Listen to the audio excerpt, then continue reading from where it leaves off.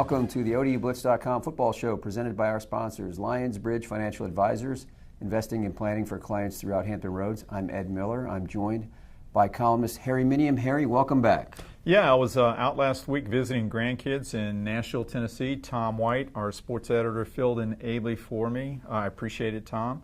Last weekend, we watched Old Dominion finally win for the first time since September 9th. They broke a 6-game winning streak, winning by the overwhelming score of 6-0 over Charlotte. What were your takeaways from that game, Ed? Yeah, overwhelming is a good way to put it. 6-0. Bottom line is it was a win. They'll take it. Obviously, they would have liked to have scored more points, but they're not picky at this point about how they win. As you noted, they crossed midfield 7 times and only came up with 6 points, which was a little bit concerning for Bobby Wilder in the offense. And that's a word Bobby uses a lot, concerning. Oh, did he? Yes, okay. yes. I guess I'm starting to morph into, after listening to him all year. You listen to him every day. Yeah, exactly. But yeah, I mean, they needed the win, though. They really needed something good to happen, and they were very happy about it after the game. It was kind of a dreary day. Pretty good crowd considering it was homecoming, and I thought it was a nice crowd, actually. Mm-hmm. Yeah, I agree with that. I thought it was a very nice crowd considering they haven't won a lot of games this year. Yeah. Yes, so good to get the win. They hope it's the start of something going forward. You've got to get the first one to get a streak going. Yeah. I thought Stephen Williams, the freshman quarterback, played well. He's getting better every week. I know some fans, we've seen tweets and comments from fans upset that he's not playing better. Have some patience with him. He just turned 18 Saturday. Mm-hmm. He's going to be an outstanding player for ODU. He had no turnovers. He's getting better every week. It just takes a while for a freshman to learn how to play college football. He's playing high school football last year. ODU's defense got its first shutout, but I'm not sure how much that means. Charlotte, has averaged 14.5 points per game. They were shut out by Georgia State, but the one good thing for Old Dominion was Charlotte ran the option, and ODU shut it down. And I can't remember the last time ODU ever. I don't think they've ever shut down an option like they did that. So that they had a really good scheme, and they executed it well. They gave the quarterback a lot of different looks. Yeah. He wasn't sure if the defensive end was going to pick him up, the linebacker, safeties. They were really confusing him, and I think it showed in the performance. Obviously, the best defense they played against an option, so you got to hand it to him for that. I thought the receivers played better than they've been playing. Did you think so? Yeah, I mean, there weren't a lot of explosive plays. In fact, there were hardly any. If you define an explosive play as 10 yards or more, they had a couple. Longest pass, I think, was 19 yards. The longest run was, I think, 16. Melvin Vaughn was solid again. Travis Fulgham did some things. Isaiah Harper got some, volume catches, not as many yards as they would like. But yeah, I mean, definitely a decent performance by the receivers, something they really need to build on. Yeah, I think Fulgham had his best game of the year, but he needs to play better. He's a veteran guy. He doesn't have a lot of experience playing football, but he needs to play better for them to be better. And the offensive line, I think, played okay. They were okay on pass protection, but they're still not opening holes, and that remains a big concern for them, I think. Absolutely, yeah. Just getting yardage when you really need it. They've had trouble all year just getting the 3rd and 2, 4th and 1, stuff like that. Yeah.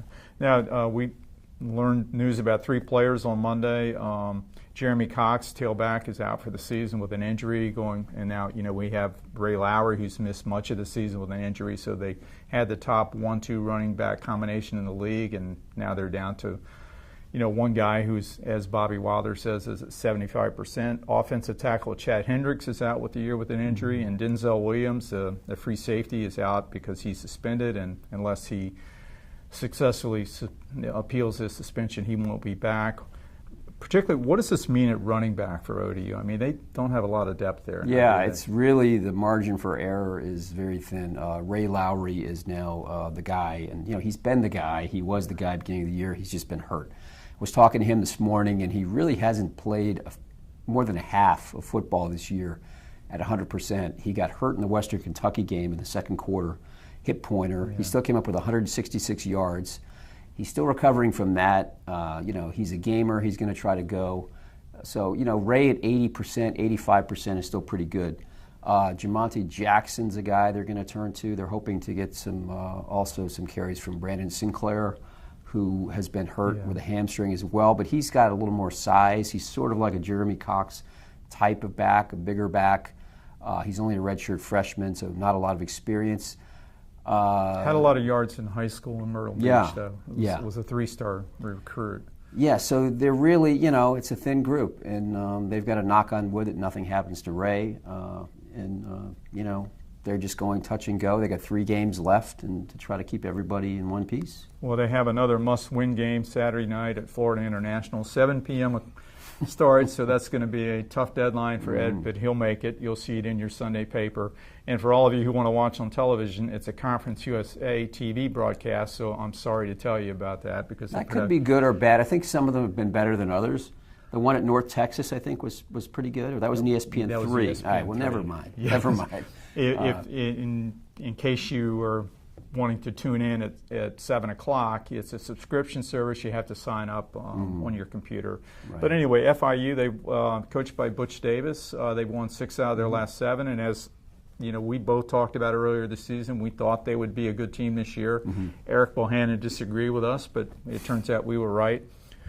Tell us about FIU. Yeah, I think you were higher on FIU than I was. Yeah, I was. I didn't buy stock in FIU early, but I guess now I'm a believer. They've won 3 in a row. They're 3-0 at home, which is important. Yeah. They're number 5 in scoring defense in the league. They give up 24 points a game.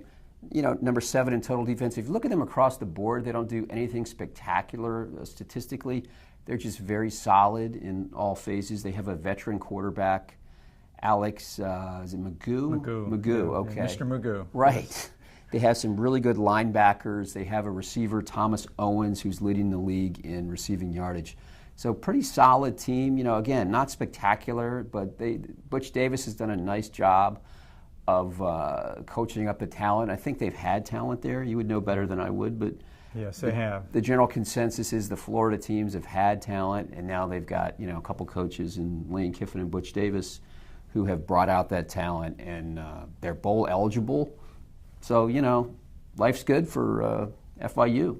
And they're still in the race for the Conference USA championship. If they win, I believe they play FAU the next week. Yeah. Is that the Shula Bowl? That's the Shula Bowl. Okay. Yeah. All right. Don Shula.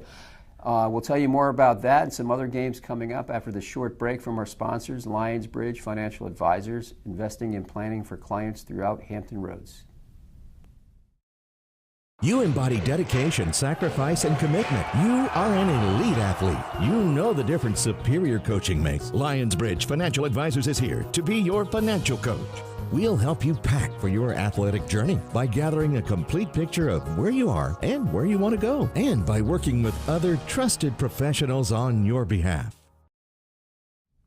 We're back with the ODU Blitz video cast and podcast, and Ed, it was interesting to see Brett McMurphy's bowl pairings this week. He has 10 Conference USA teams going to bowls, which is just amazing if it's true. Now we've knocked Conference USA from time to time, but actually the league is having a pretty good season. If you have 10 out of 14 teams go to bowl games, that's pretty good. They haven't won a lot of big games out of the conference, other than Middle Tennessee beating Syracuse and perhaps FIU beating Tulane. But overall, this is a better league than it was last year. I was looking at the Fornelli, CBS Sports Fornelli computer rankings, and out of the top 50 teams in the country, 5 are from Conference USA. The only other mid-major conference with that many was the American Athletic Conference. So that speaks pretty well for Conference USA this season, which is having a good year. Yeah, I would agree. As I wrote in my power rankings, like a tailgater that's had too many, their cup spilleth over. Yes. Conference USA is just, I think the thing that's changed is the coaching has improved at some of the schools that were sort of lagging. So you don't have, other than, say, UTEP this year, Charlotte is down, Rice. You don't have those really bad teams. Everyone has sort of risen their game a little bit, and there's not a single great team, but a lot of pretty solid teams. Yeah, FAU and FIU. I mean, generally those teams would be at 3 or 4 wins now, and now they're both bowl eligible. Butch Davis and Lane Kiffin, You're right. I think Seth Luttrell at North Texas too. Yeah, there are a lot of good coaches in this league. Absolutely. So we have the power rankings. Not a lot of movement this week FAU is still number 1, and I think they may stay there for a while. We'll see. North Texas at number 2. North Texas has a pretty clear path to winning the West. Their 2 remaining games are Rice and UTEP in league. All they have to do is win one of them. Yeah. Army is the other game out of conference. Yeah. FIU number 3, UAB, who we talk about a lot, and Marshall at number 5. And from there, it's kind of a mismatch, mismash of teams, I'm trying to say. ODU at number 11 hasn't really moved. Tough to move them up after winning over Charlotte last week. I would agree. The 10 teams that Mcmurphy has going to bowl games, those teams are the top 10, and ODU's 11 until they beat FIU or someone. Yeah, they've got a chance. They've still got a chance, but it's a long shot. So let's look at some of the games this week in CUSA. We got Middle Tennessee at Charlotte. Not a lot to say about that one, really, other than the quarterback. Brent Stockstill's back from Middle Tennessee. That's bad news for ODU. He didn't play particularly well in their victory over UTEP last week, but he's been out for about 6 or 7 weeks. I think he'll be in prime time fashion in form when they host ODU on November 25th. Lucky for ODU. Florida Atlantic at Louisiana Tech. Yeah, that's an interesting game. Yeah. Louisiana Tech has lost a lot of close games. They lost 3 games by 1 point. Yeah. So they're probably better than their record, which is 4-5. That's not a layup for FAU. We'll see what they can do. I think Louisiana Tech wins that game. It's a tough place to play. Don't say that, because then we'll need a new number 1. We don't want to deal with that. Southern Miss at Rice, again, not a lot to say. Southern Miss becomes bowl eligible in this game. That's UTEP at North Texas, again, the less said about UTEP, probably the better. They have not won. They don't seem likely to win this year. You have to say about Seth Shaw, though, they were 1-11 2 years ago, and they lost badly to an FCS team. I've forgotten which team. I mean, they just got crushed by an FCS team. To be on the cusp of going to the Conference USA Championship 2 years later, great job by Seth Shaw. Absolutely. So UTEP has hope. If they can do it, maybe they can in a couple of years. Yeah, they do, yeah. Western Kentucky at Marshall. Marshall has not beaten Western Kentucky since Western Kentucky joined Conference USA. Okay. They're 0-3. I think they will be 1-3 after this. I did not know that, but I think that Marshall is due after a couple losses to the Florida schools. Yeah. Good defense Marshall has. Western has kind of been up and down, has to go on the road to Huntington, so I like Marshall in that game too. And then UAB at UTSA. UAB is bowl eligible, and they're 2 plays away from 8-1. It's just absolutely amazing. It's amazing the job that Bill Clark has done there. It's I think one of probably the best feel-good story I know in college football these days. I'm kind of think it's been undercovered by the national media. Yeah, give that man a contract, which I think he just got one. Didn't he? He just got one for $900,000, and it's going to go over $1 million in a year or two. He jumped up to 4th or 5th among coaches, so good for him. Yeah, through 2022. Yeah.